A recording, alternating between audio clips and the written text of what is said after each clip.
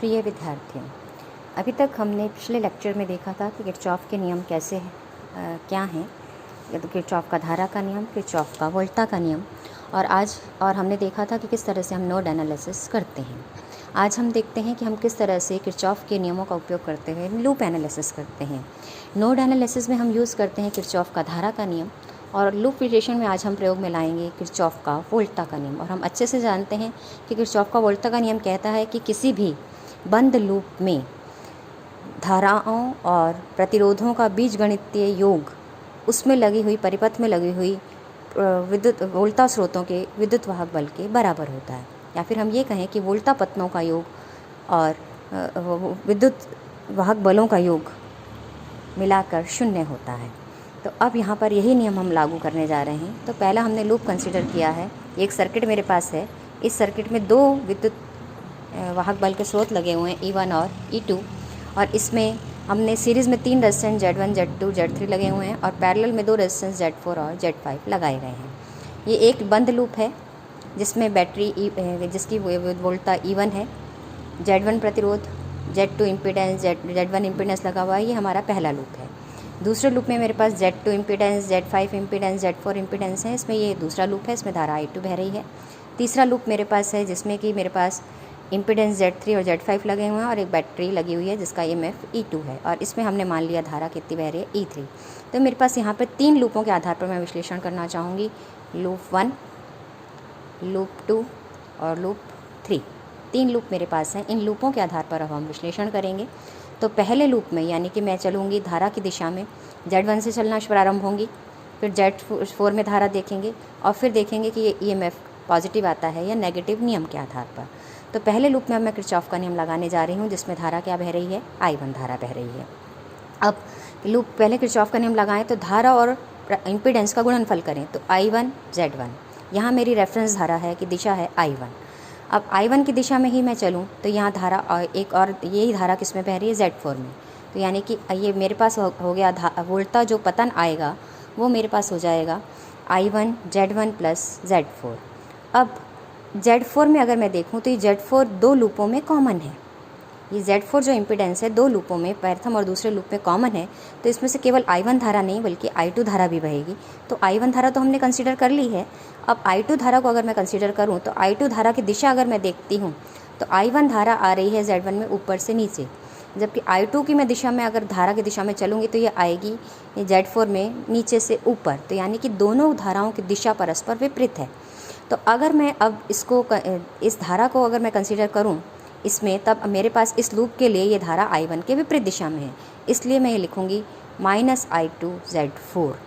तो मेरे अब यहाँ पर अगला जो मेरे पास लगा हुआ है वो वोल्टा का स्रोत है, और अगर मैं धारा की दिशा में चलती हूँ तो मैं जाऊँगी नेगेटिव से पॉजिटिव की ओर, इसलिए ये बराबर हो जाएगा E1। प्लस का होगा क्योंकि मैं माइनस से प्लस की ओर जा रही हूँ, तो बराबर कर रही हूँ, इसलिए हो जाएगा E1 के बराबर। तो पहला समीकरण मेरे पास लूप 1 में लगाने पर किरचॉफ का वोल्टा नियम मुझे प्राप्त होता है I1 Z1 plus Z4 minus I2 Z4 is equal to E1। अब हम दूसरे लूप में चलते हैं। दूसरे लूप में हमारा रेफरेंस धारा की दिशा हमने मान ली I2 है। तो यहाँ पर पुनः अगर मैं देखूँ इस सर्किट में तो Z4 फर्स्ट और सेकंड लूप में कॉमन है, तो इसमें I2 धारा के अतिरिक्त I1 धारा भी बहेगी, लेकिन I1 धारा की दिशा I2 के विपरीत है। इसी तरह अगर मैं सेकंड और थर्ड लूप में देखती हूँ तो ये Z5 जो है इसमें जो धारा बह रही है वो I2 के अतिरिक्त I3 भी बह रही है, लेकिन I3 की दिशा I2 के विपरीत है। इसलिए अब मैं इस सेकंड वाले लूप में अगर मैं अपना किरचॉफ का वोल्टा नियम लगाती हूँ तो मुझे मिलेगा I2, क्योंकि I2 धारा इन तीनों में बह रही है और सेम दिशा में है, इसलिए I2 Z2 plus Z5 plus Z4। लेकिन इस Z5 में धारा बह रही है I3 विपरीत दिशा में, इसलिए माइनस I3 Z5, और Z4 में I1 धारा बह रही है विपरीत दिशा में, इसलिए आ जाएगा माइनस I1 Z4। और चूँकि इस लूप में कोई भी वोल्टा स्रोत नहीं है इसलिए ये मान हो जाएगा 0 के बराबर। अब हमने इसको रिसेट किया है I1 I2 के क्रम में, I1 I2 I3 के क्रम में रखा है, तो ये बन जाएगी माइनस I1 Z4 प्लस I2 Z2 plus Z4 plus Z5 minus I3 Z5 is equal to 0। तो ये लूप सेकंड से मुझे समीकरण मिलता है। अब मैं लूप 3 में समीकरण लगा रही हूँ। अब लूप 3 में समीकरण हम लगा रहे हैं तो हम देख रहे हैं यहाँ पर I3 धारा Z3 और Z5 में समान दिशा में बह रही है, लेकिन Z5 में एक और धारा I2 बह रही है जो कि इसके विपरीत दिशा में है। इसलिए जो मुझे मिलेगा समीकरण वो हो जाएगा I3 Z3 + Z5 माइनस का I2 Z5। अब यहाँ पर एक बैटरी का सोर्स लगा हुआ है, वो हम देखते हैं धारा की दिशा I3 जो मेरी रेफरेंस है उस दिशा में अगर मैं चलती हूँ तो मुझे मिलेगा प्लस से माइनस की ओर। तो अब प्लस से माइनस चूँकि मैं इक्वल कर रही हूँ इसलिए ये दिशा हो जाएगी माइनस की, इसलिए मुझे मान मिलेगा माइनस का E2। तो इसलिए कुल समीकरण जो मेरा बन गया और इसको हमने क्या किया I2 I3 के क्रम में भी जमा दिया तो मुझे मिलेगा -I2 Z5 + I3 Z3 + Z5 = -E2। तो इस प्रकार लूप 1, लूप 2, लूप 3 में से मुझे 3 समीकरण मिलते हैं और इन तीनों समीकरणों का उपयोग करते हुए मैं धाराओं का मान निकाल सकती हूँ। I1 I2 I3 धारा का मान मैं ज्ञात कर सकती हूँ। अब इसे ज्ञात करने के लिए हम गणित का मैट्रिक्स नियम लागू करते हैं। तो मैट्रिक्स मुझे क्या मिलती है, अगर मैं अपने दाईं तरफ देखूं तो मुझे इक्वल जो जिसके बराबर है ये, तो पहले में इक्वल है ये E1 के, दूसरे में इक्वल है 0 के, तीसरे में इक्वल है -E2 के। तो ये मेरे पास यहाँ मैंने इस मैट्रिक्स में लिख दिया है। अब इसके कोफिशिएंट I1 I2 I3 के जो कोफिशिएंट मुझे मिल रहे हैं वो पहले समीकरण में है मेरे पास Z1 + Z4, I2 का कोफिशिएंट है -Z4 और I3 यहाँ है ही नहीं इसलिए I3 का कोफिशिएंट हो गया 0। अब दूसरे समीकरण में हम जाएँ तो I1 का कोफिशिएंट है माइनस का Z4, I2 का कोफिशिएंट है Z2 + Z4 + Z5, वो हमने यहाँ लिख दिया है, और I3 का जो कोफिशिएंट है वो है माइनस का Z5। अब तीसरे समीकरण की ओर हम चलते हैं तो इसमें I1 का कोई कंपोनेंट नहीं है इसलिए I1 का कोफिशिएंट हो गया 0 और I2 का कोफिशिएंट हो गया -Z5, I3 का कोफिशिएंट हो गया Z3 + Z5, वो हमने यहाँ रख दिया। अब हमारा एम है I1 I2 I3 ज्ञात करना। अब I1 I2 I3 ज्ञात करने के लिए हमारा वही मैथमेटिक्स के रूल हम लगाते हैं। तो I1 का मान होगा del1 del Z मैट्रिक्स के आधार पर, I2 का मान होगा del2 del Z, I3 का मान होगा del3 del Z। यहाँ del1 क्या होगा कि हमने फर्स्ट वाली जो कॉलम है उसको लेफ्ट हैंड साइड वाले से रिप्लेस कर दिया तो हमारे पास del1 मैट्रिक्स आ गई E1 0 -E2 -Z4 Z2 + Z4 Z5 -Z5 0 minus का Z5 Z3 + Z5, ये मुझे मिल गई del1। अब मुझे del2 I2 निकालने के लिए del2 चाहिए तो मैं सेकंड वाले कॉलम को इस वाले से रिप्लेस कर दूँगी तो मेरे सामने मैट्रिक्स आ जाती है Z1 + Z4 -Z4 0 E1 0 -E2 0 -Z5 Z3 + Z5।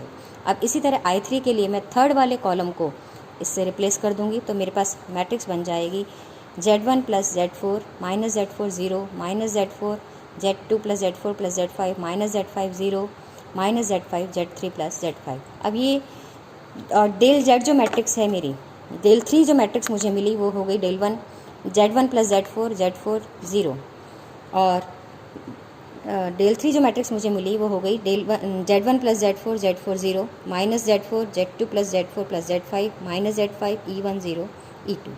और ये जो कोफिशिएंट की मैट्रिक्स मेरे पास थी यही मैट्रिक्स जो है कहलाती है Z मैट्रिक्स और यही Z मैट्रिक्स का मान मैंने यहाँ लिख दिया है। अब इन सब मैट्रिक्स के आधार पर हम मान ज्ञात करेंगे कि किस तरह से हमारा मान निकलेगा। तो हम ये सब मान अब इन समीकरणों में रख दें। अगर del1 का मान मुझे मालूम है वो मैं यहाँ रख दूँ, del2 का मान मैं निकाल के इस मैट्रिक्स से रख दूँ, del3 का मान मैं निकाल के इस मैट्रिक्स से रख दूँ और del Z का मान मैं यहाँ से रख दूँ, तो ये सबको रख के मुझे मान मिल जाएगा I1 I2 और I3 के। अब इसको समझने के लिए हम क्या करते हैं, एक एग्ज़ाम्पल लेते हैं और किस तरह से हम नोड एनालिसिस करते हैं इसको हम समझेंगे इस परिपथ के थ्रू। तो इस परिपथ में मेरे पास एक 100 वोल्ट का एक बैटरी लगी पड़ी है जिसका EMF 100 वोल्ट है। ये एक T सर्किट मैंने बनाया है, T जाल हमने बनाया है, T नेटवर्क बनाया है जिसमें 20 ओम और 40 ओम सीरीज़ में जुड़े हुए हैं और 5 ओम का प्रतिरोध पैरेलल में जुड़ा हुआ है और यहाँ पर एक और रेजिस्टेंस हमने लगाया है इस T सर्किट के पैरेलल में और वो है 100 ओम का रेजिस्टेंस। अब इसके थ्रू मुझे निकालना है कि हर एक प्रतिरोध में धारा कितनी बह रही है, यानी 20 ओम में कितनी धारा है, 40 ओम में कितनी धारा है, 100 ओम में कितनी धारा बह रही है, 5 ओम में कितनी धारा बह रही है। इसका मान निकालने के लिए अब हमारे पास दिख रहा है हमारे पास 2 लूप बन रहे हैं। इन दोनों लूपों को सॉल्व करते हुए हम I1 और I2 का मान निकालेंगे। तो मुझे स्पष्ट दिख रहा है 20 ओम में I1 धारा बह रही है, 40 ओम में I2 धारा बह रही है, 100 ओम में भी I2 धारा बह रही है, लेकिन जो 5 ओम का रेजिस्टेंस है उसमें नेट धारा, क्योंकि I1 और I2 की दिशा परस्पर इसमें विपरीत है, इसलिए नेट धारा बहेगी I1 माइनस I2। अब हम किरचॉफ के नियम लगाते हैं और निकालते हैं I1 और I2 का मान क्या होगा। तो पहले लूप में, जिसमें कि 100 वोल्ट की बैटरी है, 20 ओम का रेजिस्टेंस है और 5 ओम का रेजिस्टेंस लगा हुआ है, इसमें पहले किरचॉफ का नियम लगाएंगे। तो I इंटू Z, तो I धारा इन दोनों रेजिस्टेंस में समान रूप से बह रही है, तो I1 20 प्लस 5 हो गया, क्योंकि टोटल इम्पीडेंस ये दोनों सीरीज़ में जुड़े हुए हैं, इसलिए 20 प्लस 5 हो गया। लेकिन 5 में एक और धारा बह रही है I2, जो कि इसके विपरीत दिशा में है, इसलिए यहाँ एक और मान आएगा मेरे पास माइनस I2 इंटू 5, यानी I इंटू Z हम करते हैं तो Z का मान 5 है, तो minus I2 5 is equal to, यहाँ पर EMF में हम धारा की दिशा, रेफरेंस दिशा I1 है मेरी, इस दिशा में मैं चलती हूँ तो माइनस से प्लस की ओर जाऊँगी, इसलिए इक्वल करूँगी तो ये प्लस का 100 आ जाएगा। अब मैंने इसको सॉल्व किया और सॉल्व करने पर मुझे समीकरण मिल जाती है 25 I1 minus 5 I2 is equal to 100, या फिर 5 I1 minus I2 is equal to 20। ये मेरा समीकरण नंबर 1 हो गया। अब मैं दूसरे लूप में समीकरण लगाती हूँ, किरचॉफ का वोल्टा नियम लगाती हूँ। तो यहाँ पर I2 धारा इन तीनों रेजिस्टेंसेस में बह रही है, 100, 40 में, 100 में, 5 में, तो इन सबको चूँकि सीरीज़ में सब जुड़े हुए हैं, इसलिए मैं लिख सकती हूँ I2 40 प्लस 100 प्लस 5। और यहाँ पर लेकिन I2 में एक और धारा I1 I2 के विपरीत दिशा में बह रही है, इसलिए माइनस 5 I1 हो जाएगा इज इक्वल टू 0। अब यहाँ पर इसको मैंने सॉल्व किया तो मेरे पास आ जाता है माइनस I1 प्लस 29, यहाँ मेरे पास 5 I1 माइनस का 5 I1 plus 145 I2 is equal to 0 है, क्योंकि यहाँ पर कोई मेरे पास EMF का सोर्स नहीं है। अब मैंने इसको 5 से डिवाइड कर दिया तो मेरे पास समीकरण आ गई minus I1 plus 29 I2 is equal to 0। अब ये दोनों समीकरणों के आधार पर मैंने ये मैट्रिक्स बना ली, तो मैट्रिक्स हो गया 20 I1 I2, I1 का कोफिशिएंट यहाँ 5, I2 का कोफिशिएंट -1, यहाँ I1 का कोफिशिएंट -1, यहाँ I2 का कोफिशिएंट 29। ये मैट्रिक्स मुझे मिल गई। तो मैंने अब I1 का मान लिखूँगी तो del 1 अपॉन Z, I2 का मान लिखूँगी तो del 2 upon del Z। del Z मेरी मैट्रिक्स यही है कि 5 -1 -1 29, इसलिए नीचे तो मैंने यही मैट्रिक्स मैंने लिख दी है। अब del 1 का मान मुझे निकालना है, तो फर्स्ट कॉलम को मैं इससे रिप्लेस कर रही हूँ, तो 20 -1 29। अब इसको मैंने सॉल्व किया तो इन दोनों को गुणा करेंगे, 20 इंटू 29, और ये 0 से गुणा होगा तो ये 0 आएगा, तो इसलिए ये प्लस का 0 हो गया। तो ये डिवाइडेड बाय इसको सॉल्व किया तो 29 इंटू 5 माइनस और माइनस प्लस हो गया, फिर एक माइनस साइन हम घटाने पे लगाएंगे तो -1, तो टोटल मान हो गया 580 अपॉन 145 -1, तो ये हो गया 580 अपॉन 144, यानी कि मान आ गया I1 का 4.028 एम्पियर। अब दूसरी मेरी I2 धारा del 2 अपॉन del Z से मान हम निकालेंगे। तो del 2 का मान निकालने के लिए मैं सेकंड कॉलम को 20 से रिप्लेस कर दूँगी, तो 5 -1 20 अपॉन del Z पे यही मैट्रिक्स है मेरी। अब इसको मैं सॉल्व करती हूँ तो ये 5 इंटू 0 0 माइनस -20 यानी प्लस 20 हो गया। ये वापस वैसे ही सॉल्व किया जैसे हमने ऊपर सॉल्व किया था, तो मान मुझे मिलेगा समान 144। यहाँ हमने मान निकाल लिया है del Z मैट्रिक्स का, यही मान मैंने यहाँ रख दिया है। अब इसको हमने डिवाइड कर दिया 4 से, तो 4 5 20 और इस तरह से 5 अपॉन 36 और मान आ गया 0.139।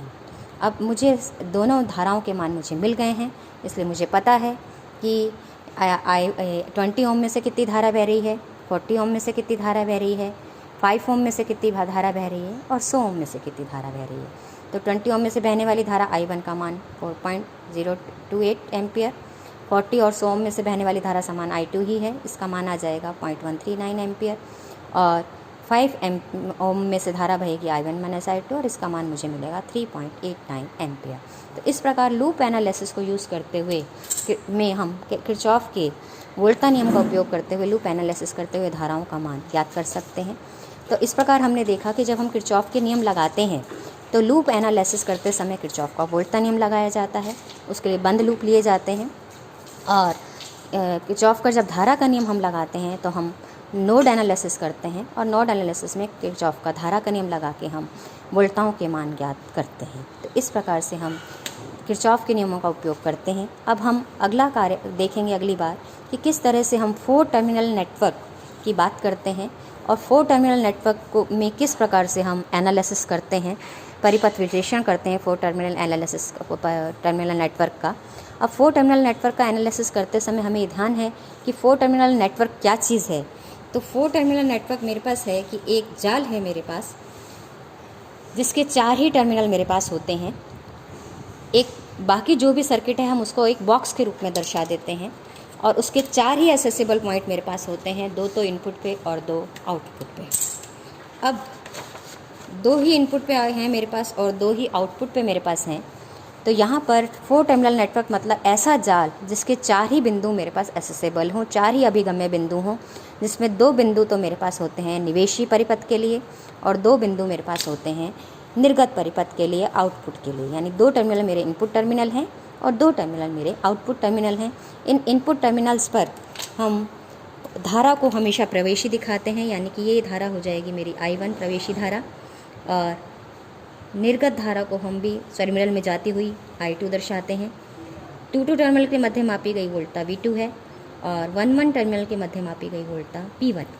तो ये है हमारे 4 टर्मिनल नेटवर्क को हम कैसे दर्शाते हैं। ज़रूरी नहीं है कि आप इसको 1-1 से ही दर्शाएं, आप इसको AB से भी दर्शा सकते हैं, आउटपुट टर्मिनल को CD से भी दर्शा सकते हैं। आप यह भी कर सकते हैं कि 1-1 की बजाय इसको 1-2 टर्मिनल कह लें, इसको 2-2 की बजाय 3-4 टर्मिनल कह लें।